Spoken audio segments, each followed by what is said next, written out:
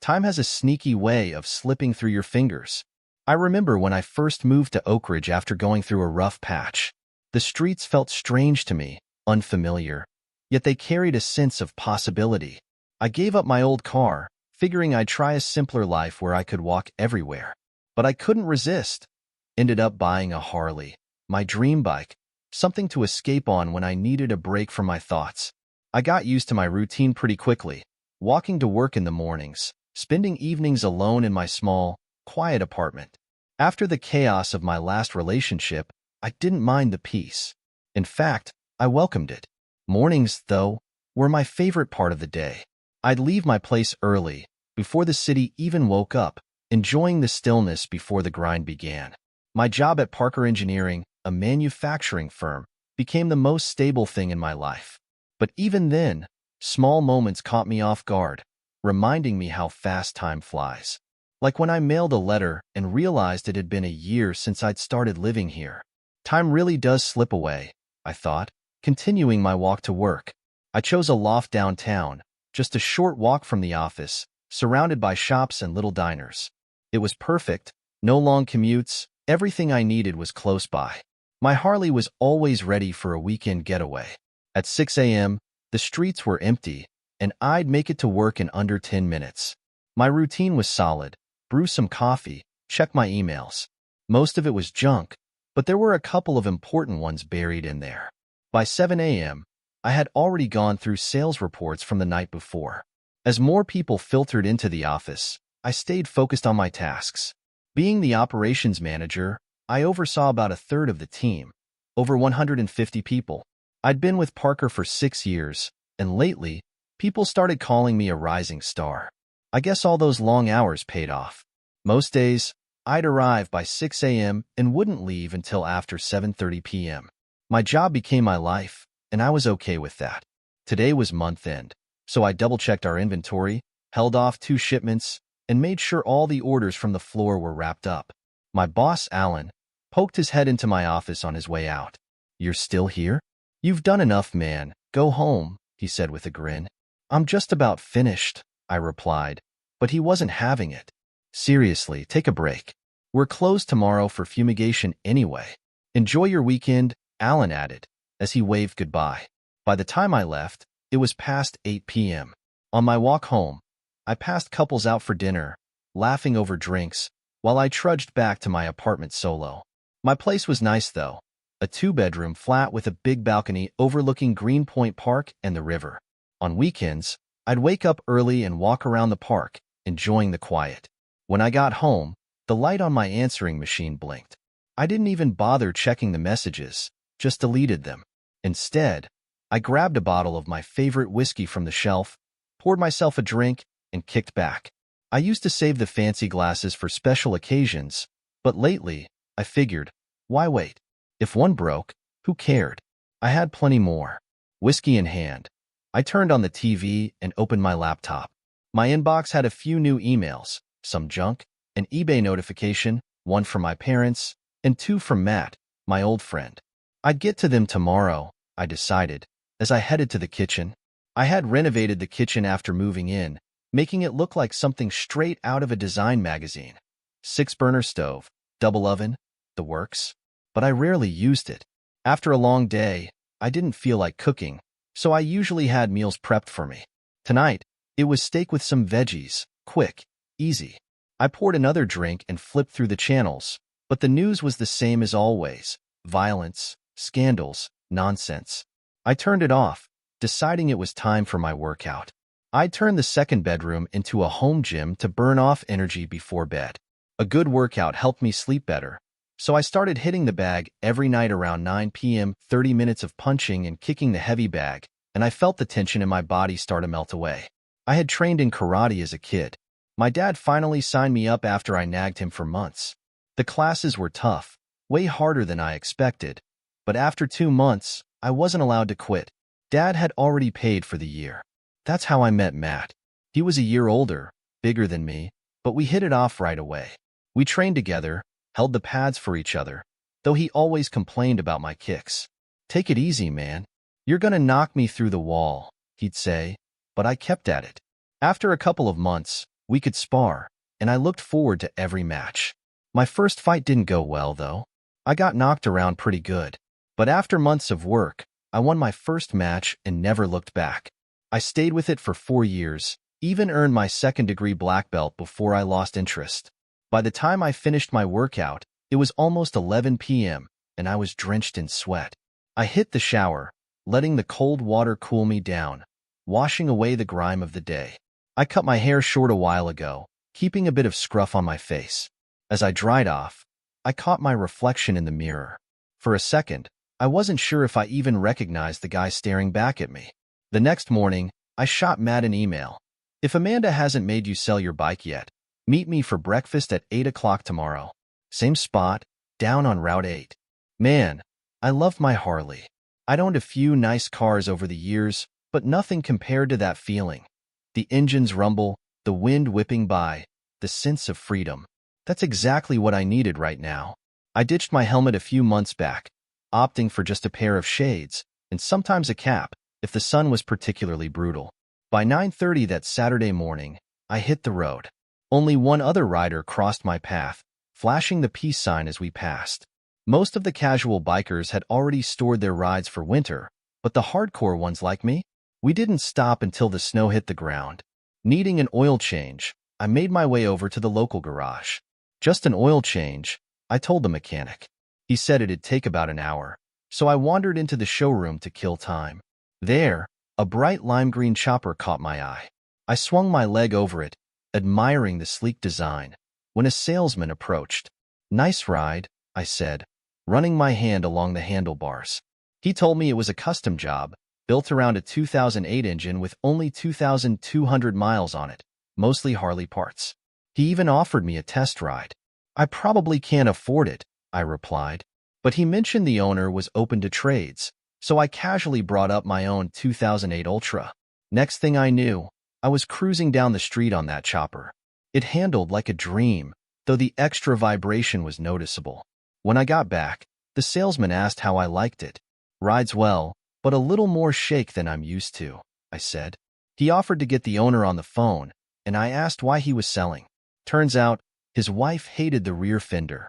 It wasn't comfortable enough for her. "Yeah, I made that mistake once." "Never again," I said with a laugh. "You got any saddlebags for this thing?" I asked. "Sure do, and a bolt-on windshield if you want it," he replied. Half an hour later, the couple showed up at the dealership with the bike's accessories, and after some haggling, we sealed the deal. 45 minutes and $8,000 later, I drove off with my new chopper while they rode away on my old Ultra. Felt like a win-win to me. I scheduled an appointment for the following week to swap out the seat and add a rear shock. After just 100 miles, my back couldn't take the hardtail ride any longer. When I pulled up to the diner, my buddy Matt was already there, sipping his coffee. "When did you get this beauty?" he asked, his eyes all over the chopper. "Yesterday," I said. "Traded the Ultra for it. What do you think?" "Man, it's awesome," he replied, spending the next 20 minutes drooling over it. If I brought this home, Amanda would lose it. She'd probably kill me. After we ordered breakfast, I told him the whole story of the trade, and we caught up. Business was slow for me, thanks to the economy, but I told him I was optimistic about the fourth quarter. Matt, on the other hand, had bad news. His company had laid off nearly 10% of their workers, and they were just trying to avoid shutting down. "Never thought I'd be thankful just to have a job," Matt admitted. "I keep telling the guys they should feel lucky they're still working." He also mentioned that Amanda's job at the hospital was secure but draining. Sometimes she was so exhausted that he had to pick her up at 3 a.m. because she couldn't drive herself home. Matt hesitated for a second before telling me something else. Lisa and Carol still kept in touch. Apparently, Carol had been asking about me. "Don't," I cut him off sharply. "I don't want to hear it." Sensing my discomfort, Matt quickly changed the subject. He laughed and said he'd heard a rumor about me at the dojo. "Word is, you took down Sensei's newest fighter," he said, grinning. "It wasn't a big deal," I replied. "The guy got cocky after knocking someone down, so I gave him a couple of sidekicks. Maybe I was a bit too rough, but he wasn't protecting himself." Matt chuckled. "Man, you never do anything halfway." We talked for another hour before he had to head out. He invited me to dinner with Amanda's family, but I passed, blaming work. You can't avoid people forever, he teased before taking my bike for a quick spin. When he came back, his face lit up. I need one of these, he said. It's way faster than my Glide, but I wouldn't want to take a sharp turn on it. I warned him to take it easy and not follow my lead. Matt headed home, and I set off for a long ride on my new green beast. Around 6:30 p.m., I stopped at a roadside diner for a quick bite, burger, onion rings, and a Dr. Pepper. I kept one eye on the bike outside, and just as I suspected, a group of girls parked next to it. One of them decided it was a good idea to climb on. How would you feel if I hopped into your car and put my feet on the dash? I said, surprising them. Two of them jumped off immediately, and the one on the bike turned to me, unfazed. Is this yours? She asked. Yep, I replied. Didn't anyone teach you not to mess with other people's things? Mom and Dad were too busy hot-wiring cars to bother with that, she shot back with a grin. How's it ride? And who in their right mind would sit on that tiny back seat? It rides great, and I don't care about the back seat. No one rides back there anyway, I said, getting irritated. Now get off my bike. Rolling her eyes, she hopped off. Like I'd mess it up with my 105 pounds, and I wouldn't ride with you if you begged. She strutted into the diner, leaving me shaking my head. The girls sat at the counter, occasionally glancing my way. When I paid the bill, the skinny brunette walked over. I'll give you another chance, she said. You look like a lost puppy, and I love puppies. You can make it up to me by giving me a ride home. I was caught off guard but didn't argue. 5 minutes later, we were cruising back into town. The faster I went, the tighter she held on. When we got to her place, she complained about the seat and handed me her number. Call me when you fix that thing, she said, walking away. By the way, I'm Amber.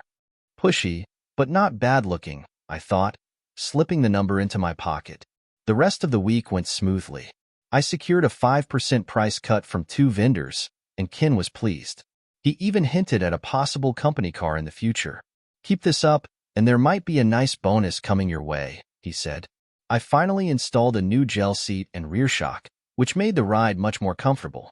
I also asked about a better passenger seat and ended up buying a quick-release one, even though it cost me a small fortune.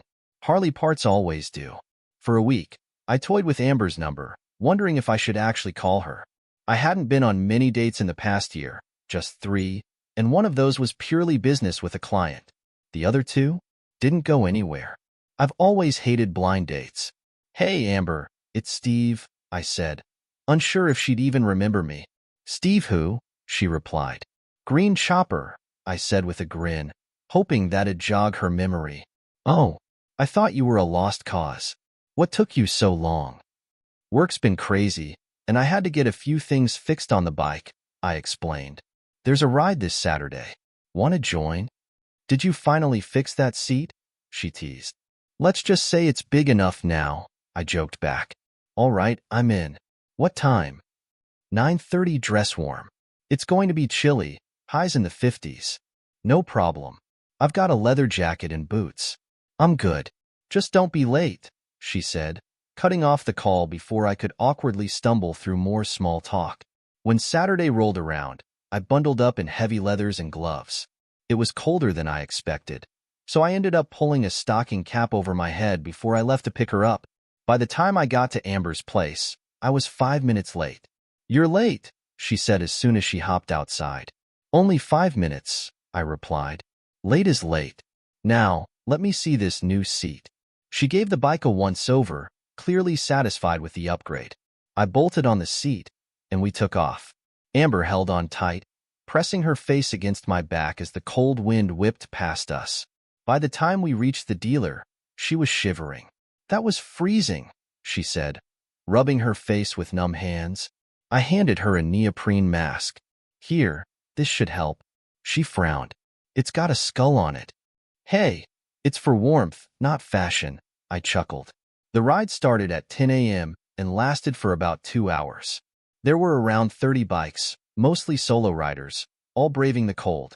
When we returned to the dealership, they offered us some cold sandwiches, but I wasn't feeling it. I turned to Amber. Want to grab some real food? Yeah, As long as it's somewhere warm, she replied. We ended up at a local diner, where Amber immediately wrapped her hands around a steaming mug of coffee. That was fun, but freezing, she said. Do you do these rides often? Not as much as I used to, I said. I used to ride out to Sturgis every year, but it's been a while. I've seen pictures. Is it really as big as they say? Bikes everywhere, non-stop party for 2 weeks. My buddy Matt and I camped out one year, but now I prefer a little more comfort. I laughed. What do you do for work? She asked. I'm a purchasing manager. How about you? I teach art and do freelance gigs. It doesn't pay much, but I love it, she said, before leaning in with a grin. Are you seeing anyone right now? Why are you applying? I shot back, feeling a little uncomfortable. Relax, she laughed. I had someone, but it didn't work out. Now I'm just dating here and there. Same here, I said. Had a relationship go south, and I haven't been out much since. So, you're basically a born-again single, she joked. Well, that's good. Less chance of you being one of those guys who'll hook up with anyone and catch something. What makes you think I'm even trying to take you to bed? I teased. With a body like mine, why wouldn't you? She laughed again, making me squirm a little. After that, we spent the next couple of days talking about our lives, our interests, and what we could stand about each other. She wasn't too thrilled that I only mentioned one bad marriage, but overall, we got along. Over the next few weekends, I started to know her better. We liked the same food, shared some similar hobbies, though she rollerbladed while I ran, and we agreed to disagree about music and her favorite band. Hey, want to hit a club on Saturday? She asked one night. Some of my friends are going, and I want you to meet them. I'm not much of a dancer, I said. Most guys can't dance. Just fake it, she replied with a smile. Up until then, things between us had stayed pretty innocent, just kissing. When she invited me to stay over, I politely declined. I'm not ready yet, I said. Don't worry, I'll be gentle, she teased. That Saturday, she insisted on driving. I'm not freezing on your bike tonight, she said, handing me the keys. The club was packed, but we managed to find a decent table. Her friends were nice, and we were having a good time until I ran into my worst nightmare. Hey, chicken, came a sneering voice from behind me. I turned around to see Dan, the last guy I wanted to see, glaring at me. Got yourself a new girl? What happened? The last one dumped you. Dan moved in closer, trying to get under my skin. Amber, meet Dan, the local gym rat with a steroid problem, I said as his friends pulled him away. I couldn't resist adding, I hear after the gym closes, those bodybuilders spend their time blowing each other. Dan snapped. He flipped our table, causing drinks to spill everywhere. The bouncers rushed over and kicked all of us out. Stay inside, I told Amber. You don't want to be a part of this. I'll call you later. Outside, Dan and one of his buddies started shoving me. You need backup, Dan? I taunted. Dan swung wildly, but he missed every shot. I dodged easily, slapping him in mockery. He rushed me in anger, but I sidestepped, sending a sharp kick to his knee, followed by a spin kick to his chest. He hit the ground hard, struggling to get up. As he staggered to his feet, I kicked him square in the jaw, breaking it clean along with his nose. One of his friends grabbed me from behind, but I stomped on his foot and slammed my head into his face, breaking his nose too. He dropped to the ground, and when I looked around, the third guy had already disappeared. I walked over to Dan, who was groaning on the ground. Grabbing a fistful of his hair, I leaned down and whispered, "Tell Tom that if I find him, it'll be much worse." I let his head drop back onto the pavement and kicked him hard in the groin before turning to walk away. That's when I spotted Amber, standing there with her mouth hanging open in shock. "I told you not to come out here," I said, grabbing her arm. "We need to get out of here before the cops show up." I quickly led her away from the scene, hustling through the parking garage until we reached her car. I opened the door for her, practically shoved her into the passenger seat, and sped off towards my condo. The ride was silent. Amber just stared at me, wide-eyed. "Steve, what was all that about?" she finally asked, but I cut her off as I pulled into the parking lot. "Not tonight," I said, parking the car. "We'll talk later. Just not now." I held up my hand to stop her from asking more questions. Are you good to drive? I'm fine, but not tonight, I repeated firmly, surprising her with my tone. I'll call you. I got out of the car, glanced back to make sure she was okay, and then headed into my building. Once inside, I slammed the door and threw my keys against the wall in frustration. Damn it, Carol, I hate you, I shouted, ripping off my jacket and punching the wall again and again. The next thing I knew, I woke up around 6 a.m.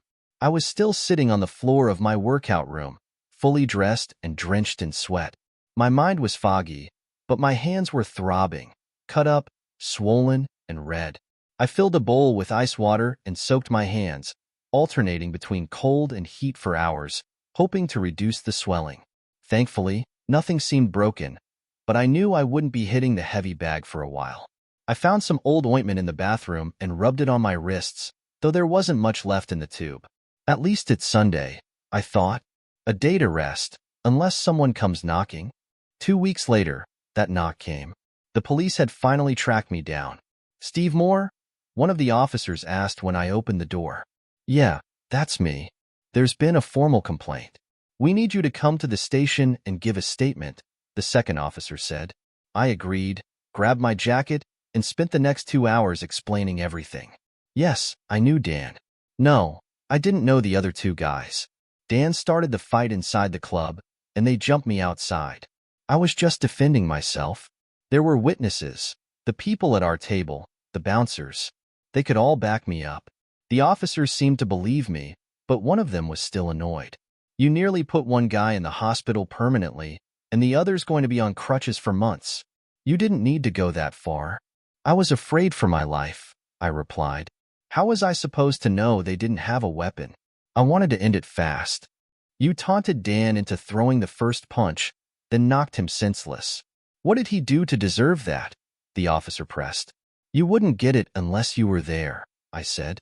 Now, if I'm not being charged, I'd like to go home. Matt came to pick me up from the station. They say you nearly took out 2 guys, he said, shaking his head as we left. Not 2, just 1, I muttered. And I don't want to talk about it. Matt shot me a worried glance. Maybe you should talk to someone about your anger. I don't have anger issues, I snapped. Let it drop. Okay, he said quietly. I'm just concerned, man. I know, I replied, softening a bit. It's been a long night. Just don't bring it up again. When I got home, there were 3 more messages from Amber on my answering machine. Like before, I deleted them without listening. But she was persistent. For the first 3 weeks, she called 5 times a week, then dropped to 3, then 2, and finally just once a week, always on Fridays. It's me, Amber again. Her message always started. Just checking if you're free for dinner or to chat tomorrow. Oh, and starting next month, I'll be waiting on your doorstep instead of calling. Just a heads up. Good night. I muttered to myself as I deleted the latest message. This girl is relentless. She can't be serious, or can she? I slipped back into my usual routine. Work, home, eat, work out. Matt called me a few times, inviting me to dinner or to catch a game, but I turned him down most of the time. Thanksgiving was awkward, too. I spent it with Matt and Lisa, but I sent them a list of topics I didn't want to discuss before dinner. We all knew what was being left unsaid, and it hung over the evening like a shadow. Afterward, I thanked them and took a cab home. The next day, Amber left me another short message. Since I haven't heard from you, I guess I'll be camping out on your doorstep next week. Don't worry, I'm bringing a pillow. See you Friday. She wouldn't actually show up, would she? I thought. But as the week dragged on, I found myself kind of looking forward to seeing her again. Amber was tough, determined, and honestly, despite everything, I admired that about her. By Thursday, I was feeling anxious. By Friday, I was practically useless at work, just watching the clock. Got a big date tonight? Ken asked, passing by my office with a grin. Huh. I snapped out of my daydream. Must be some girl to have you this distracted. Get out of here. You're no good today. Have a great night, and I'll see you Monday. I left the office, grabbed my company car, and sped home. My heart was racing as I pulled up to my building. Calm down, I told myself. She might not even show. I parked near the entrance and sat there, waiting for over an hour, watching the door. I made a few calls, went through some proposals, and stood there in the cold, still no sign of her. Growing frustrated, I convinced myself she was just playing games. As I headed back to my condo, I was surprised to see Amber sitting on a pillow by my door. "Are you always this late? No wonder you've got no life," she said, standing up. "If it weren't for some kind old lady, I'd still be freezing outside. Aren't you going to invite me in?" she asked, holding up a throw pillow. I smiled and unlocked the door, letting us both in. "Gosh, it's cold out there. I almost turned into an ice sculpture waiting for you," Amber said, coughing as she tossed her jacket and pillow onto a chair before heading to the kitchen. "Give me a second," I replied, hanging up my coat and loosening my tie. "Well, I'm waiting," she said, hands on her hips. "For what?" I asked, starting the coffee maker. "For an apology. You ignored my calls and left me hanging with a million questions. My friends keep asking about the psycho I'm supposedly dating, the one who put 2 guys in the hospital. It didn't happen exactly like that," I said calmly. "They got carried away on stretchers." She fired back. "They could have been carried out in body bags," I replied, my voice level. "You've got some serious issues," Amber said, giving me a sharp look.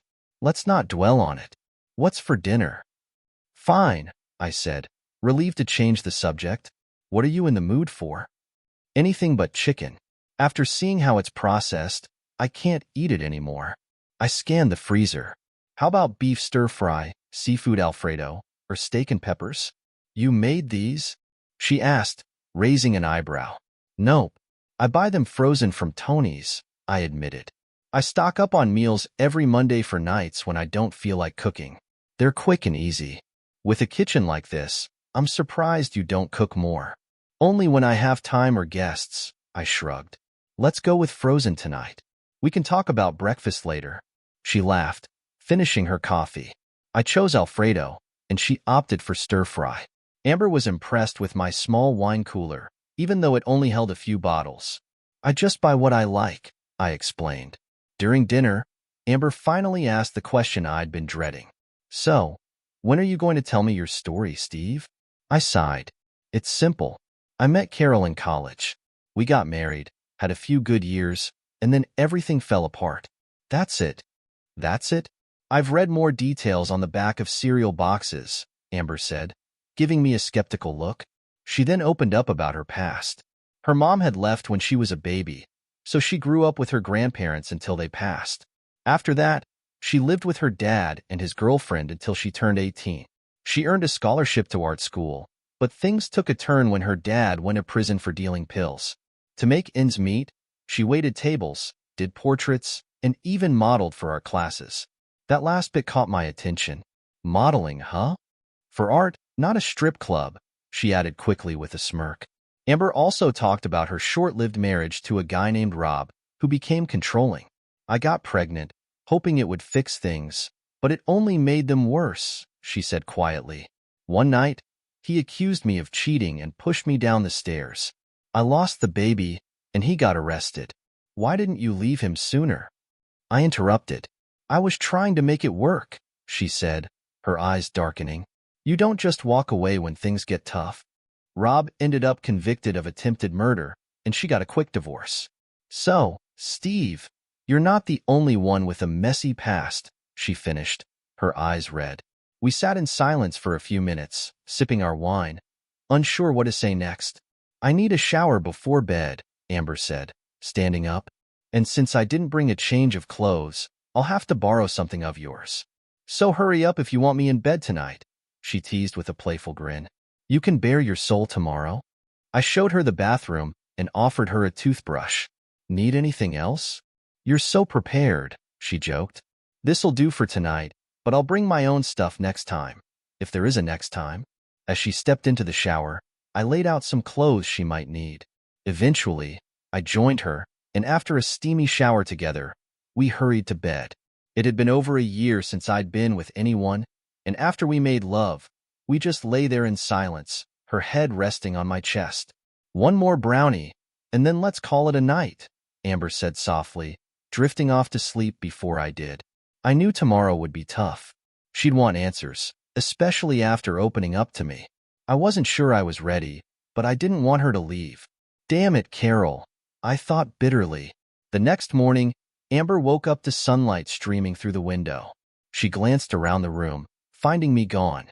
A note on my pillow caught her eye. Went for a run around the lake. If I'm not back when you wake up, check the balcony and yell for me. What is he, nuts? She muttered, wrapping herself in a blanket. She peeked outside and saw the frost covering the ground. Shaking her head at the thought of running in that weather, she sat by the balcony door, waiting. About 15 minutes later, she spotted me jogging up. Hey, sailor, you looking to get laid? She yelled, waving at me from the balcony. I waved back, heading inside. How long have you been up? I asked, catching my breath. About 20 minutes. Isn't it freezing out there? Not if you keep moving, I replied. Running gives me that morning high. I headed straight to the bathroom. Give me a minute to shower, and I'll make you breakfast. Amber followed me, grinning. You washed my back, so I'll return the favor, she said with a wink. Between the shower and some other activities, breakfast ended up delayed by over an hour. After 2 showers and plenty of fun, we finally got dressed. Coffee, tea, or hot chocolate? I asked, grinning as we headed to the kitchen. I could go for coffee, Amber replied. Good choice. As for food, we've got pancakes, waffles, omelets, or fruit-filled crepes. But the only meat I've got is sausage links, I said with a smirk. Sausage links only? Off with your head, she laughed. Let's have crepes today and waffles tomorrow. Confident, aren't we? I teased. In myself, yes. In you? Not so sure, she shot back playfully. How about breakfast first, then questions? Or we could just stay in bed all day, I suggested with a grin. Why not do both? She smiled, warming up to the idea. As we ate, I tried to figure out how to tell my story without sounding like a total fool. That was amazing. I didn't realize how hungry I was, Amber said, patting her stomach. Any coffee left? Just enough for you, I replied, clearing the plates. So, do we start here, or should we move to the bedroom? Amber asked, flashing a grin. I'd prefer to start in bed, but you'd probably distract me, I said. Let's stick to here first. Then we'll move to the bedroom later if you still want the full story. We've got the whole weekend, so I won't leave anything out. Good. Start from the beginning, she said, curling up on the couch. What do you want to know? I asked, leaning back in my chair. How long have you had that hot temper of yours? She pressed. I don't have a temper, I said defensively. What about that night at the club? She countered. You went off on Dan like it was personal. That had been a long time coming. Dan deserved it for what he did, and I'm just glad I stopped when I did, I replied, my tone sharpening. Now I'm confused. Just tell me what I need to know, Amber said, pulling a blanket over herself. All right, I sighed. It all started when I met Carol at a party Matt and Amanda threw. Neither of us was looking for anything serious, but since Matt and Amanda were getting married, Carol and I kept running into each other. We eventually started dating. She was wild, always getting into trouble, and I was the one who had to drag her out of it. She'd flirt with the wrong guys and stir up problems, so after 2 weeks of that, I stopped calling her. What happened then? She confronted me. You don't like me anymore? She asked. I told her, if you're with me only. I'm tired of you flirting with everyone. So you made things official? Amber asked. Yeah, from that point on, we were exclusive.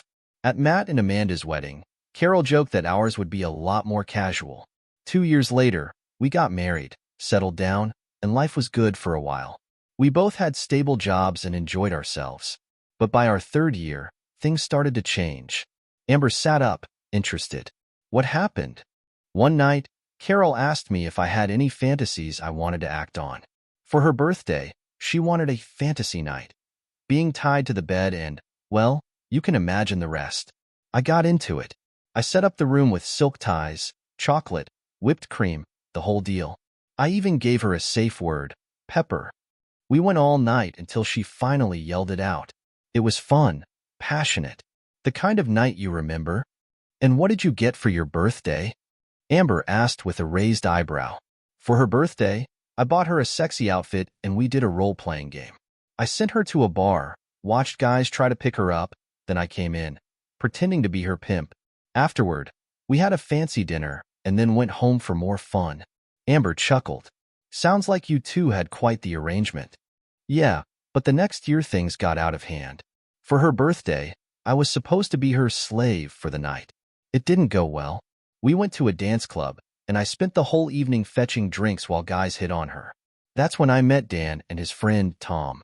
They danced with Carol all night, and Dan even had the nerve to hand me a $20 bill and say, "Get us another round, boy."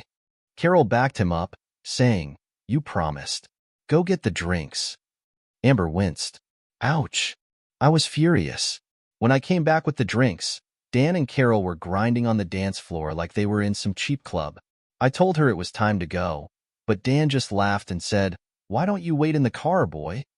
And Carol? What did she do? I grabbed her and said, "Pepper," the safe word.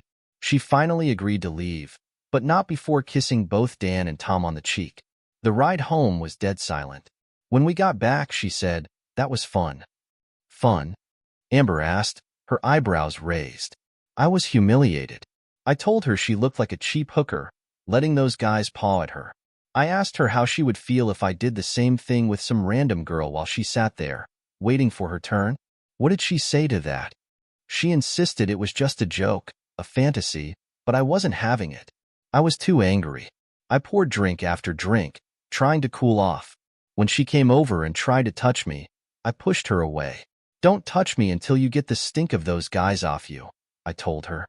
Amber's expression softened. What happened next? She went to bed. I passed out on the couch, drunk. The next morning, I woke up hungover with an empty bottle of Jack next to me.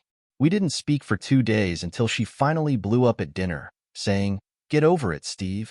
I went too far, but no one got hurt, and we're still married. What's the big deal? And you? For my birthday, I told her I wanted to be with 2 other women while she watched. She asked, "You mean me and another woman?" And I said, "No, me and 2 other women, and you get to sit and watch." Amber's eyes widened. What did she say? She agreed. That's when I knew it was over. I packed my bags and told her I'd call to let her know where to send the rest of my stuff.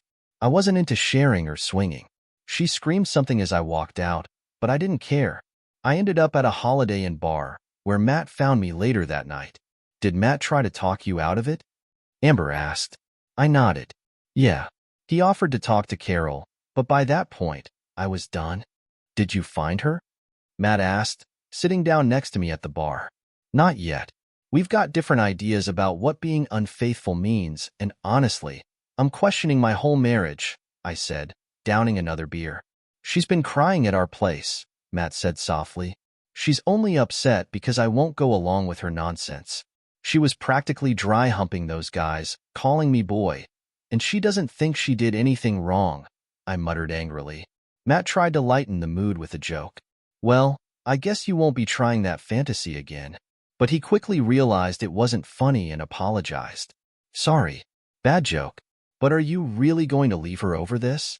Not this time, I admitted. But if anything like this happens again, I'm done. A couple of days later, I went home, and the makeup sex was incredible. Things were smooth until my next birthday rolled around. Carol teased, ready for that menage a trois you joked about? I found 2 hotties. It was a joke? I said, frustrated. She laughed it off and instead suggested something different, a couple's massage, but by another couple.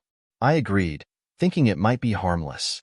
The massage began with us lying side by side on the bed, close enough to reach out and touch each other, but not kiss. The woman massaging me was stunning, and the guy working on Carol looked like some kind of Greek god. Both were barely dressed, oiled up, and highly professional. We weren't allowed to touch them, though, which felt strange. But then I realized the guy was the one massaging Carol, not the woman. The moment his hands touched her, I called it quits. Carol looked disappointed, clearly enjoying herself. I paid the couple and sent them on their way. When I returned to the bedroom, Carol smiled at me and said, Well, that was interesting. Didn't like your massage? I didn't say a word to her for the rest of the day. The next morning at breakfast, I finally asked, Was getting massaged by a guy one of your fantasies? I thought this was supposed to be a gift for my birthday. She shrugged. We both had fun, and no harm was done. Looking back, I regret not saying more at that moment.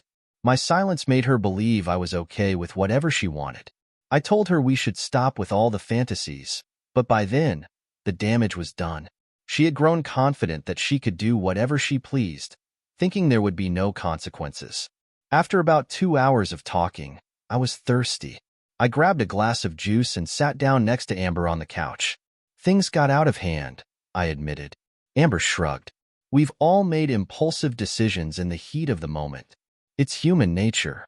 We debated dinner plans and eventually settled on an Italian restaurant. Over wine, Amber said. It doesn't sound like the worst marriage ever. What she did later was much worse, I replied as our food arrived.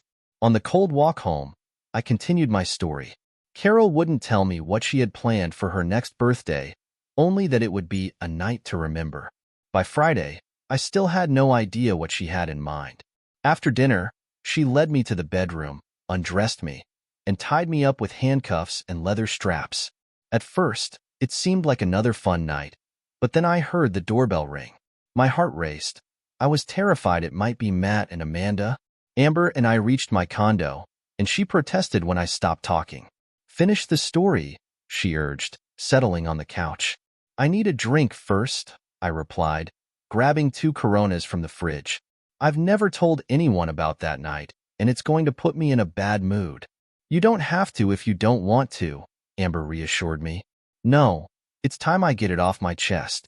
I just don't want to push you away again. I'm not going anywhere, Amber said firmly.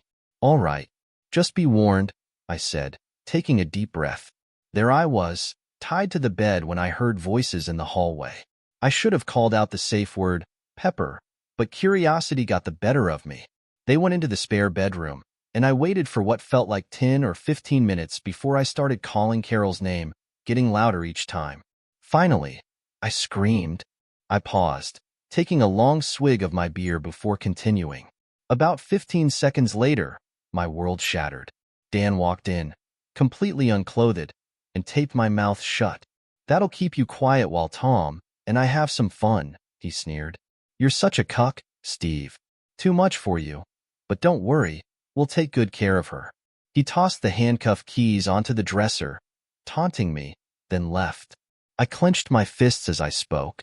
I screamed into the tape and fought the restraints, hearing Carol's voice from the other room. I struggled for what felt like hours until I physically couldn't move anymore. Eventually, Dan came back. He slapped my face and said, I just had wild sex with your wife, and she loved every minute of it. We should do this again sometime. I felt the rage building inside me as I remembered it. After he left, I thrashed so hard the bed collapsed beneath me. I just lay there, completely drained, unable to move. At some point, I heard the front door close and the shower running. I felt dead inside. Amber stayed quiet, listening intently as I went on. Carol finally came in, screaming when she saw me still tied up. She freed me, babbling apologies about how Dan was supposed to release me. My hands and feet were raw and bloody from the restraints, but all I could focus on were the hickeys all over her body. I clenched my jaw. I lost it. I started throwing things around the room, tearing apart the bedroom in a fit of rage. Then I stormed into the guest room, saw the messed up bed, and started destroying everything in there too. That's when I felt an electric shock. After the third jolt, everything went black. I took a deep breath before finishing. I woke up in a hospital bed, restrained. A nurse was sitting nearby and explained that I'd been brought in the night before. How are you feeling? She asked. Tired, and my hands hurt, I told her. You lost a lot of skin, but you'll live, she replied before leaving. A doctor came in next and said, You're looking better today. I'll take off the restraints. You'll have some scars, but they'll fade over time. You're free to go, but you'll need pain meds and ointment for your hands. And the police? Amber asked softly. They said no charges were filed, I replied. Oh, and I didn't have any clothes, so I had to call Matt. Amber listened quietly as I finished the story. Matt showed up with some clothes and asked what had happened. He said Carol had shown up at their place crying, saying everything had gone horribly wrong. I just looked at him and said, "Matt, don't ever mention that night or Carol to me again." I warned him, "If you bring it up, you'll never see me again. Now please, just drive me home." No more talking. The rest of the drive was silent. I knew Matt had a lot of questions, but I wasn't in the mood to answer any of them. I thanked him when we arrived, got out of the car, and made my way into my building. Without my keys, I had to knock on the manager's door. Mr. Kelly opened my apartment, and the moment we stepped inside, we were greeted by a disaster. Furniture overturned, clothes strewn everywhere. "Steve, I'm not going to kick you out, but you'll need to find a new place within 90 days. "I'm sorry," he said before leaving me alone in the wreckage. I crashed on the couch that night, still fully dressed. The next morning, I surveyed the damage. The bedroom furniture was in pieces, and Carol's clothes were scattered everywhere. I brewed some coffee, then found my phone buried under a pile of clothes. 3 missed calls from Carol. Without a second thought, I turned off the phone and unplugged all the other landlines, except for the one in the kitchen with the answering machine. As I finished my second cup of coffee, the phone rang. I let it go to voicemail. "Steve, I know you're there. Please call me back. What happened wasn't supposed to happen like that. I'm scared to come home. I love you," Carol's voice pleaded. Ignoring her, I took a long shower, carefully wrapping my wrists to protect the wounds. Afterward, I made a shopping list and headed out. First stop was the pharmacy for my prescriptions and medical supplies. Then, I hit the ATM and withdrew the maximum amount from both our joint accounts. I canceled my old cell plan with Sprint and got a new phone with a locked number.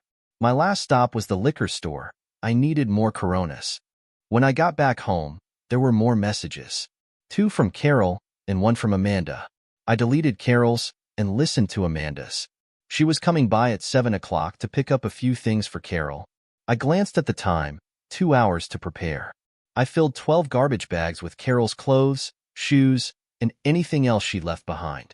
After a break and a couple of beers, I finished by, marking my territory. I peed in each bag.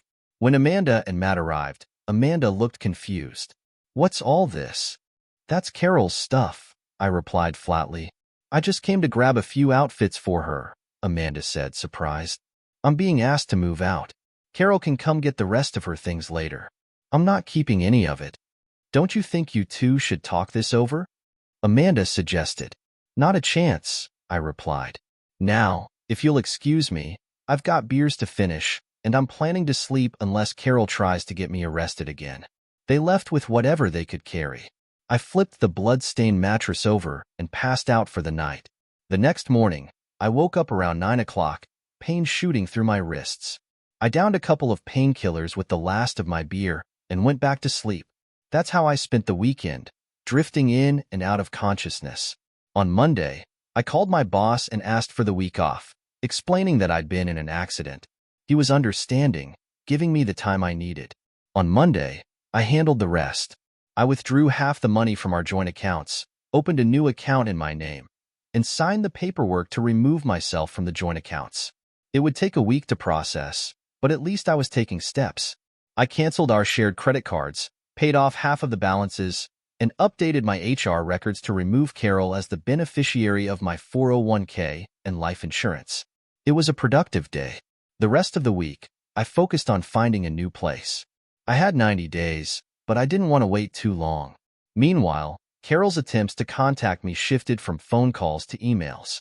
I didn't respond at first, but after a while, her persistence got to me. Finally, I sent her a short, blunt email. "Our marriage is over, Carol. Please leave me alone. I hope your night with Dan and Tom was worth it." To my surprise, she replied quickly, "I'm so sorry, Steve. It wasn't supposed to go that way. Dan told me he let you go and that you left. We smoked a few joints, and I wasn't thinking clearly. I'll give you space. I love you and miss you." I read the message, finished my beer, and said to Amber, "Well, now you know my night from hell. I still hate her more than I can even explain." Amber sat quietly, absorbing everything. "So, that's why you went after Dan. What about Tom? What happened to him?" "I hired a private investigator a month ago. I know where he works, where he lives, and when he goes to the gym. After dealing with Dan, I'm not sure where he's at now. Steve, why bother with Tom? Dan was the main problem, and he's out of the picture now. I need to close this chapter, Amber. Starting with Tom, and then finishing it with Carol. Amber's expression turned worried. You're scaring me. You're not thinking about hurting Carol, are you? After what happened with Dan, you could end up in jail.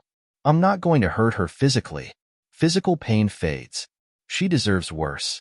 She's going to pay, I said, pacing the room, anger building inside me. Steve, let it go. You're not divorced yet, but you're almost free. Just sign the papers and move on, Amber pleaded. I can't let her get away with what she did. I shouted, eyes wild. Steve, I don't like this side of you. You don't forgive, you just want revenge. If you go through with this, we're done. She grabbed her coat, standing at the door. Don't call me when this is over. Goodbye. Goodbye, Amber, I muttered as she walked out. 2 weeks later, I confronted Tom as he was opening his apartment door. We need to talk, I said, shoving him inside.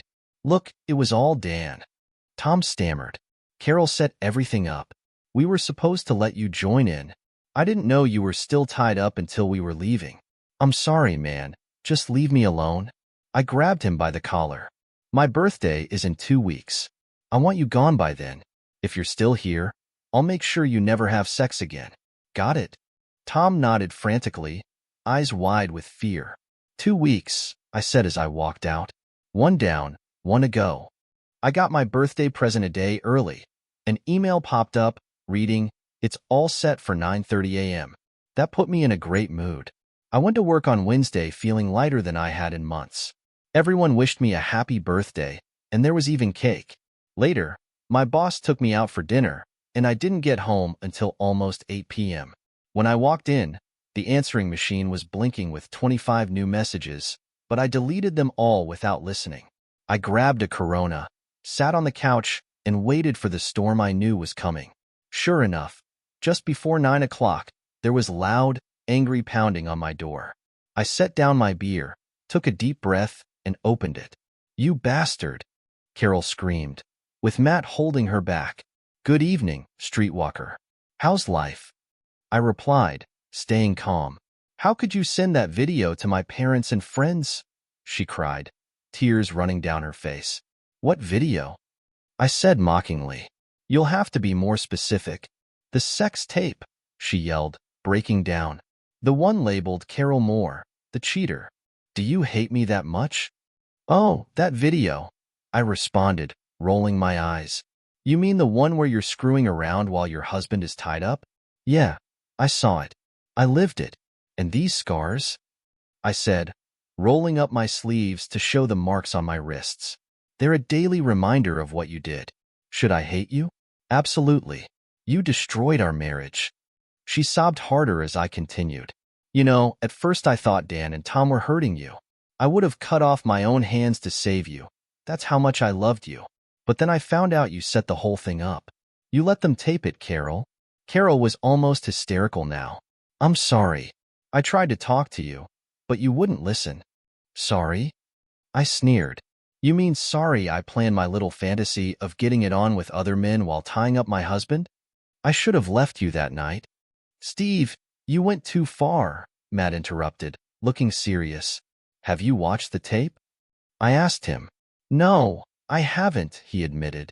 That's because I didn't send it to you or Amanda. I didn't want to drag you two into this. But if you think I'm wrong, watch it. Then imagine it was Amanda in Carol's place. Imagine spending hours trying to save her, thinking she's in danger. Then tell me what you do. Matt went quiet as my words sunk in. I turned back to Carol, who was still sobbing. If anything in that tape isn't true, I'll send a retraction. Otherwise, it is what it is. And, just to end on a high note, I added, pulling a manila envelope from my pocket, I've got a gift for you. I handed her the divorce papers, already signed and notarized. Delivered right to your doorstep. Now, if you don't mind, I've got things to do. The sex was great, but the rest of the marriage? Garbage. I shut the door and leaned against it, knowing it was over. The weight on my shoulders was finally gone. I had hired a hacker to send the tape to her parents and all our mutual friends, the ones who had taken her side. I could have gone further, sending it to her job or her parents' church, but I didn't.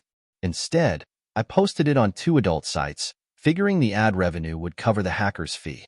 Carol threatened to take me to court, but nothing came of it. The video had been routed through overseas sites, making it impossible to trace. 3 weeks later, I received a short email from her parents. "We're sorry. We never knew." A few old friends also tried to apologize, but I ignored them. The damage was done. The tape spread fast, and Carol became infamous. She quit her job and moved away within a month. People at work had seen the tape, but no one ever brought it up. They saw me as the victim. 2 months later, Matt reached out to me. He admitted that after watching the tape, he might have done the same thing if he were in my shoes. But, to keep the peace in his marriage, he said we couldn't hang out for a while.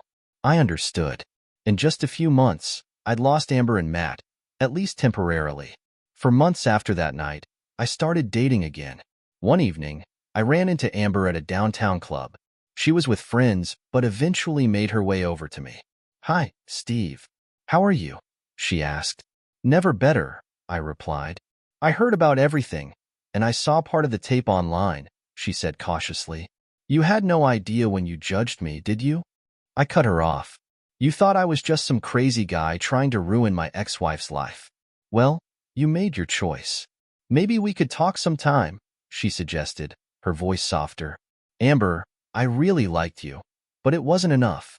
You've got too much baggage for me now," I said bluntly. I nodded toward a redhead approaching the table. "My date's coming back. Take care, Amber. I hope you find someone who meets your high standards."